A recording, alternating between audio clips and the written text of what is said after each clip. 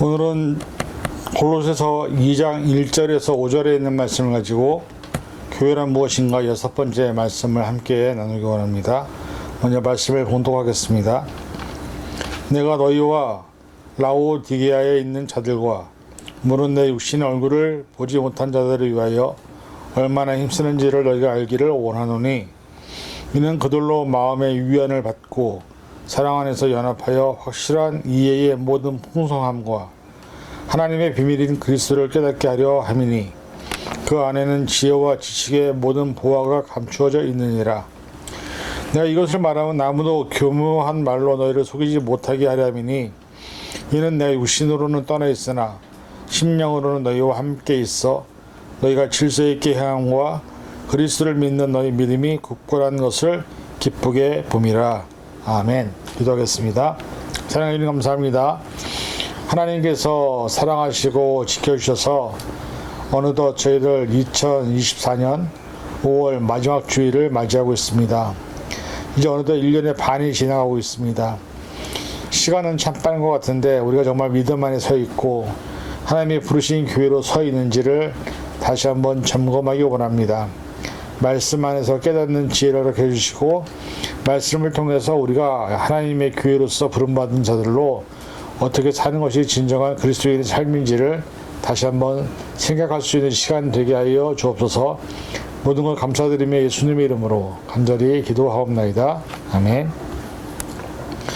오늘은 방금 읽었던 본문의 말씀 골로새서 2장 1절에서 5절에 있는 말씀을 가지고 교회란 무엇인가 6번째 말씀을 여러분과 함께 나누기 원합니다. 여러 가지 많은 교회의 모습을 보면서 많은 생각을 하게 됩니다. 특히 교회가 시대적인 흐름에 따라서 많이 변화해왔던 그런 모습들을 우리는 잘 알고 있습니다. 한국 교회의 부흥의 역사가 언제 시작되었느냐 보면 정말 전성기를 이뤘던 것은 거의 한 60년대가 아니라 70년대부터 해서 90년대 될 것입니다. 그때 한국 교회는 놀라운 부흥의 역사를 이루었고 수많은 교회가 부흥의 역사를 경험했고 또 많은 목회자들과 또 많은 교회들이 왕성하게 일어나는 것을 보게 됩니다. 그래서 저희가 그 당시에만 해도 한국 교회가 전 세계에 선교사를 가장 많이 보내는 교회로 그리고 선교의 어떤 종주국으로 생각했었던 적이 있었던 때가 있었습니다. 그러나 우리가 잘 알다시피 2024년이 지나고 있는 현재 코로나 시대를 맞이하면서 사실 많은 교회가 문을 닫았고 지금은 교회 패러다임이 예전과 같지 않습니다. 많은 교회 목회자들이 이제 일을 해야만 사역을 겨우 유지할 수 있을 정도가 되었고 대형 교회나 중형 교회들만이 이제 전쟁하는 목회자의 모습을 보게 됩니다. 그리고 목회 환경도 예전과 같지 않아서 이제는 참 교회가 세워진다는 것이 얼마나 힘든 일인지 또 교회가 새로 시작한다는 것이 얼마나 어려운 일인지를 다시 한번 경험하는 그런 시간을 우리는 보내고 있습니다. 이러한 시점에서 교회의 패러다임이 옛날에 전통적인 교회에서 이제는 선교적인 교회를 떠나서 이제 또 수많은 여러 가지 다양한 교회 형태들이 나타나고 있고 이제 온라인 예배가 완전히 활성화되면서 사실 많은 교회가 온라인 교회로 전환하는 모습도 많이 보게 됩니다. 그러나 그런 교회의 모습들이 다양해지고 시대가 변하면서 사실 어떻게 보면 교회가 정말 무엇일까? 우리가 어떤 교회를 만드는 것이 가장 우리에게 주어진 삶을 잘 감당하는 것일까라는 이 질문 앞에 우리는 말씀 통해서 찾는 것이 제일 중요하다고 생각합니다. 그래서 오늘은 바울이 경험했고 또 실제로 삶으로 실천했던 그 교회를 세우는 모습을 보면서 우리가 바울의 모습을 통해서 말씀을 통해서 다시 한번 우리 교회란 무엇인가에 대한 부분을 생각해보는 시간을 갖기를 원합니다. 2장 1절에 보니까는 내가 너희와 라오디게아에 있는 자들과 물은 내 육신의 얼굴을 보지 못한 자들을 위해서 얼마나 힘쓰는지 너희가 알기를 원하노니 라고 기록되어 있습니다. 당시에 이 바울이 실제적으로 골로새서 교회나 라오디게아 교회를 위해서 거기서 실제로 사역했던 적은 별로 없습니다. 교회를 세우고 새로운 사람을 세우고 또 그 사람의 교회를 맡기고 또 다른 곳에 가서 교회를 세우고 이런 식의 바울의 역사를 경험했기 때문에 사실은 자기가 세웠던 교회 안에 있는 그 교인들이 계속해서 시장에 가장 좋은 모습으로 함께 있기를 원했습니다. 그래서 바울이 선택했던 것이 뭐였냐면 바로 중보기도였습니다. 이 말씀에 보면 골로새서에 있는 교회, 즉 너희와 또 라오디게에 있는 자들을 위해서 내 얼굴을 보여주지 못하지만은 그들을 위해서 얼마나 수고하고 힘쓰는지, 이거 부분이 뭐냐면 바울은 끊임없이 그 영혼들을 위해서, 그 교회를 위해서 열심히 중보기도로 영적 수장을 했었던 것을 보게 됩니다. 사실 지금이나 그때나 똑같은 컨셉이지만 그 당시도 그렇고 지금도 그렇고 이단이 너무나 많습니다. 이단의 사설과 또 여러 가지 많은 이단들이 발생하게 되면서 교회가 존폐 위기에 놓인 것도 사실이고, 지금 한국교회 같은 경우는 이단과의 전쟁, 영적인 전쟁, 또 실제적인 전쟁들이 많이 일어나고 있는 것을 많이 보게 되죠. 근데 중요한 것은 그것을 위해서 바울이 했던 유일한 것은 뭐였냐면 중보기도였습니다. 중보기도를 통해서 바울은 그 교회의 멤버들을 한 사람 한 사람 놓고 기도를 했고, 또 사실은 그 교회가 이단으로부터 지켜지기를 완전히 바랬던 모습을 보게 되는 것이죠. 이 중보기도란 사실은 우리 교회 믿음 생활하는 사람들에게 있어서 가장 중요한 무기이자 어떻게 보면 믿음의 핵심일지도 모릅니다.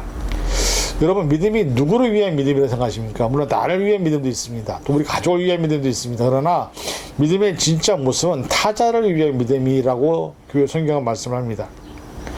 중요한 것은 중보기도는 그런 역할을 한다는 것이죠. 나를 위해 기도하는 것도 중요하고 나의 가족을 위해 기도하는 것도 중요하지만 나와 함께 있는 공동체를 위해서 기도한다는 것은 하나님 보실 때 가장 기쁘게 여기시는 가장 좋은 모습이라는 것이죠. 그래서 하나님을 사랑하고 내 이웃을 내 몸과 같이 사랑하는 이 대계명이 하나님과의 관계도 중요하지만 그에 못지않게 이웃과의 관계 안에서 내가 하나님의 사랑을 얼마나 잘 실천하고 있는지, 하나님을 얼마나 드러내고 있는지를 보여주는 가장 중요한 잣대라는 것입니다. 그래서 중보기도는 바로 우리가 다른 사람들에게 해줄 수 있는 가장 큰 선물이자 가장 큰 믿음의 어떻게 보면 능력인 것을 보게 되죠. 중보기도 사역을 통해서 사실은 바울은 많은 교회들을 실제로 섬겼고 그 교회를 위해서 애쓰고 기도했던 모습들을 보게 됩니다. 오늘날 정말 우리 교회 안에 중보기도가 있는지 한번 돌아봐야 됩니다. 우리가 기도를 할 때 사실 우리가 기도하는 제목은 대부분 나를 위한 기도를 많이 합니다. 또 우리가 우리 공동체를 위해 기도한다고 할지라도 예전에 사실 중보기도를 많이 했었습니다. 교회는. 그래서 구역예배든지 아니면 금요철이라든지 새벽기도든지 간에 목회자들이나 또 성도들이 같은 교회에 있는 교인들을 위해서 열심히 기도했던 때가 교회 부흥의 역사를 이루었던 때죠. 그러나 사실 지금 우리가 잘 돌아보면 우리 교회 안에 과연 중보기도를 하는 사람이 몇 명이 있을까? 우리 같은 식구를 위해서, 같은 공동체를 위해서, 또 목사님을 위해서, 또 우리 교회들을 위해서 기도하는 사람이 얼마나 있을까? 그 중보기도가 살아있느냐 살아있지 않느냐는 그 교회의 미래를 어떻게 보면 존폐의 그 여부를 알 수 있는 잣대가 될 수도 있다는 사실입니다. 그래서 바울이 우리에게 보여주는 건 뭐냐? 비록 몸은 떨어져 있다 할지라도 그 영혼들을 위해서, 그 사람들을 위해서 계속해서 기도하는 것이 교회가 해야 될 사명이라고 오늘 1절에서 말씀하고 있습니다. 그런 교회를 만들 때 그 교회가 더욱 든든해지고 단단해지고 그 안에서 믿음이 더더 세워져 가는 것을 기억하시고 저와 여러분들이 중보기도자로 부르셨다는 사실을 잊지 마셔야 됩니다. 교회가 교인들만을 위한 교회로 살아왔기 때문에, 존재했기 때문에 교회가 없어진 것입니다. 그러나 만약에 교회가 이웃을 위한 교회, 타자를 위한 교회, 어렵고 힘든 그 영혼들을 위한 교회로 존재했었다면 교회는 아직까지도 하나님의 사랑을 나누어주는 곳으로 존재할 것입니다. 마찬가지로 우리가 사해와 갈릴리 바다의 얘기처럼 갈릴리 바다가 아직도 풍성하고 고기가 많은 이유는 받아들일 만큼 내어주기 때문에 가능한 것이죠. 사회는 받기만 하기 때문에 죽은 것처럼 교회도 하나님의 사랑을 받았고 하나님의 능력을 경험했다면 우리가 그 사랑과 능력을 다른 사람들에게 나누어주는, 중보해주는, 또 함께 도와주는 모습을 통해서 교회가 하나님의 교회로 인정을 받을 수 있다는 사실을 기억하시고 우리가 정말로 우리부터라도 다시 중보기도를 다시 회복하는 그런 교회의 모습이 있기를 간절히 부탁을 드립니다. 그 다음 2절에 보면 그들로 마음의 위안을 받고 사랑 안에서 연합하여 확실한 이해의 모든 풍성함과 하나님의 비밀인 그리스도를 깨닫게 하려 한다고 바울은 얘기합니다. 사실 그 당시에 여러 가지 많은 이단과의 투쟁에서 중보기도 그를 도왔지만 그 바울이 가장 원했던 건 뭐냐면 이단의 시비나 이단의 공격이 올 때에 교회 안에 있는 공동체 멤버들이 서로 사랑 안에서 연합하는 것이 제일 중요하다고 말씀하고 있습니다. 그래야 서로를 지킬 수 있다는 것이죠. 우리가 옛날에 역사적인 전쟁을 보면 전쟁에는 어떤 보면 전법이 있습니다. 그 다음에 전략이 있죠. 그래서 어느 곳을 한 곳으로 다 몰리는 게 아니라 사방에 흩어져서 이쪽을 공격하기도 하고 이쪽을 공격하기도 하면서 사실은 그 전쟁에 이기기 위해서 수많은 어떤 전략가들을 동원하는 것을 보게 됩니다. 근데 중요한 건 뭐냐면 교인과 교인들이 연결되어 있어서 그들의 한 마음이 되고 한 뜻이 되어 당신들이 섬기고 있는 그 교회를 지키기 위해서 노력한다면 절대 이단들이 들어온다 할지라도 그 이단의 시비에서 공격에서 이길 수 있다는 것을 바울은 이 말씀을 하고 있는 것입니다. 그래서 사랑 안에서 연합하는 것이 얼마나 중요한 것인지, 교인들조차도 서로 믿지 못하고 사랑하지 못한다고 한다면 우리가 어떻게 그리스도의 사랑을, 어떻게 하나님의 사랑을 다른 사람들에게 나눌 수 있겠습니까? 사실 교회 공동체 안에서 우리가 서로가 서로를 사랑할 수 있는 모습, 서로 연합할 수 있는 모습, 서로 믿을 수 있는 모습, 이것이 먼저 회복되는 것이 교회가 온전히 세워지는 첫 번째 모습이라고 말씀하고 있습니다. 그래서 그렇게 될 때에 바울이 뭐라고 말하냐면 하나님의 비밀인 그리스도를 깨닫게 된다고 말씀하고 있는 것입니다.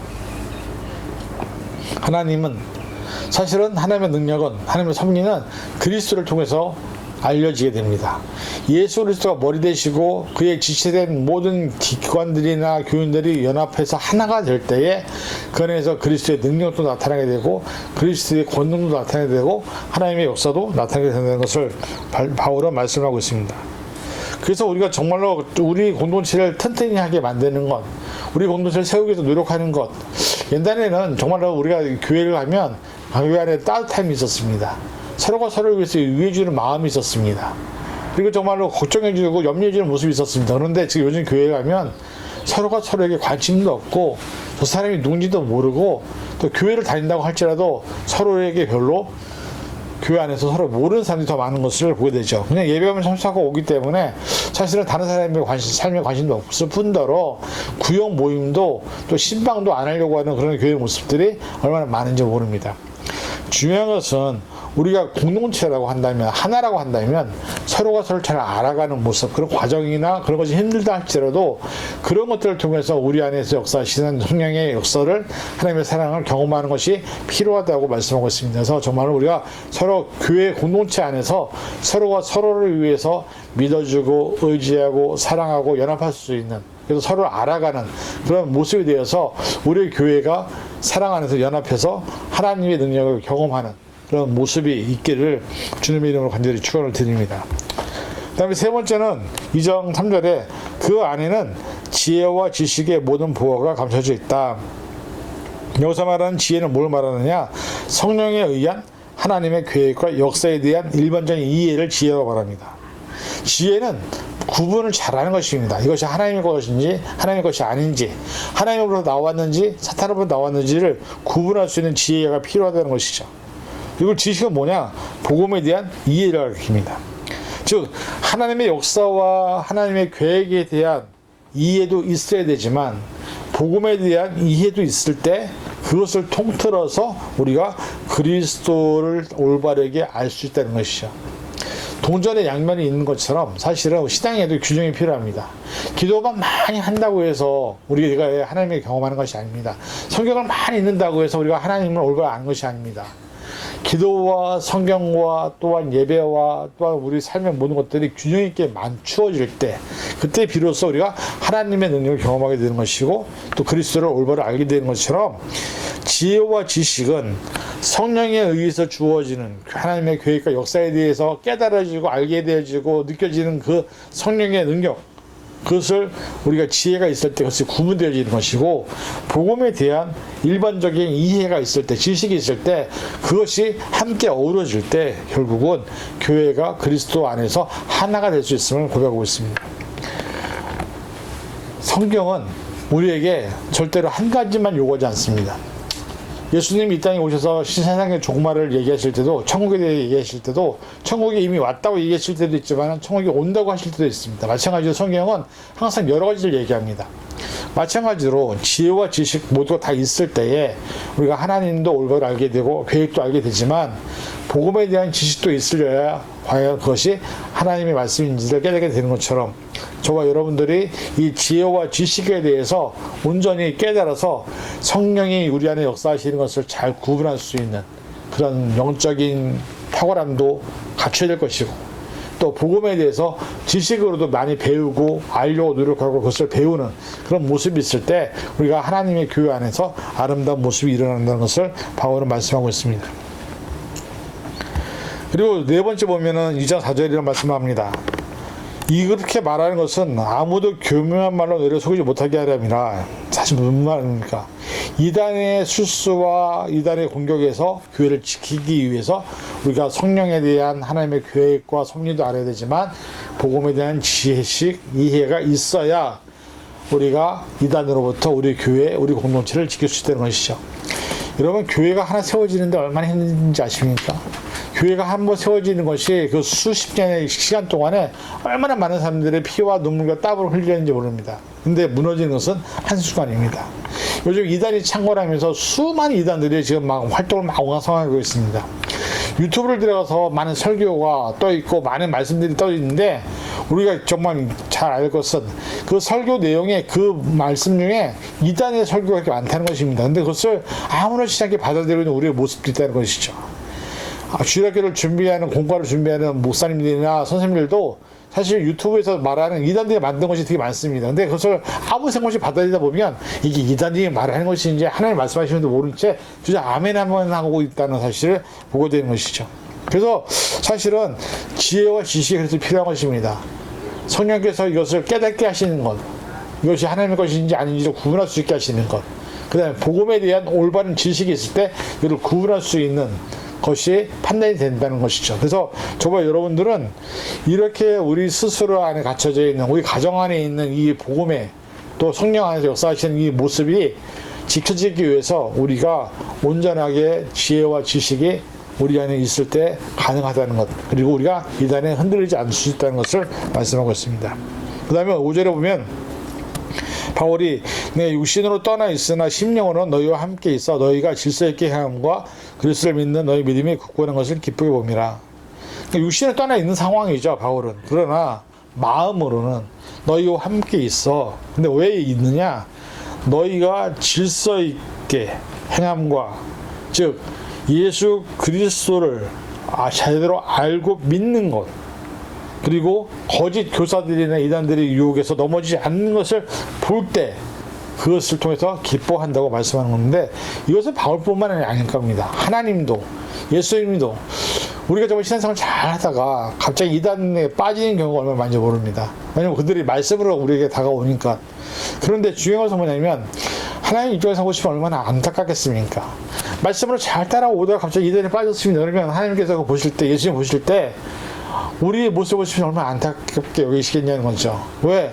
말씀도 잘 따라왔으면 되는데 세상적인 것, 인간적인 것 때문에 결국은 하나님과 전혀 상관없는 길로 빠져서 그 길로 걸어가는 모습을 바라보시면서 그것이 지옥으로 가는 길인지 모르면서 가는 우리의 모습을 바라보실 때 하나님은 그것이 얼마나 애타고 안쓰럽게 보시겠냐는 것이죠.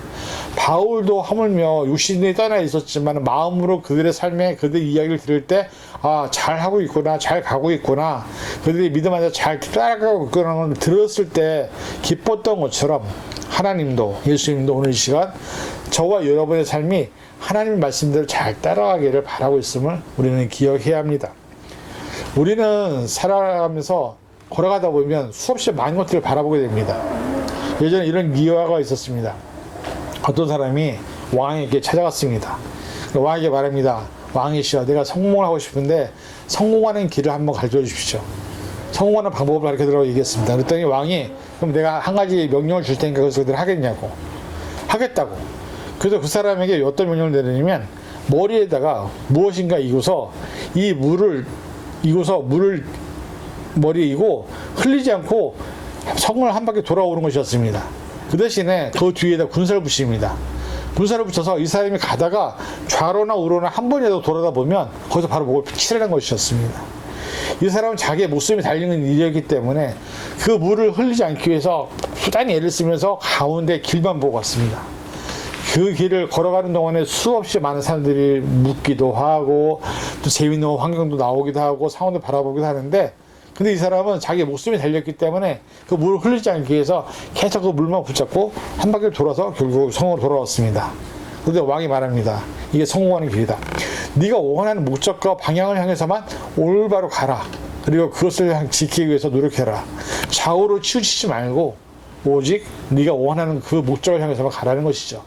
근데 성경에서도 똑같은 말씀이 나오지 않습니까? 우리가 예수 그리스도를 바라보고 가는 것입니다. 바울이 얘기한 것처럼 우리는 경주자로서 믿음의 경주를 하고 있는 사람들이기 때문에 경주를 하는 사람이 달리면서 옆에 사람도 얘기도 하고 밖에도 보고 좋은 환경도 보고 이러지 않지 않습니까? 목표를 해서 달려가는 것처럼 거기를 해서 오른쪽으로 달려가는 것만이 우리가 해야 될 일인 것입니다. 마찬가지로 신앙도 그런 것입니다. 우리의 신앙은 가다 보면 수없이 많은 유혹과 많은 이단들이 우리를 공격할 때가 있습니다. 그것이 때로는 환경을 통해서, 때로는 모습을 통해서, 때로는 내가 가장 아끼는 사람을 통해서 올 때도 있습니다. 그러나 그럼에도 불구하고 우리가 예수 그리스도를 따라간다면 온전히 예수님이 주신 말씀 안에서 성령이 주시는 그 지혜 안에서 우리가 그 말씀을 온전히 따라갈 때 교회로서 하나님께 인정받는 교회가 될 수 있다는 사실을 바울은 오늘 말씀하고 있는 것입니다.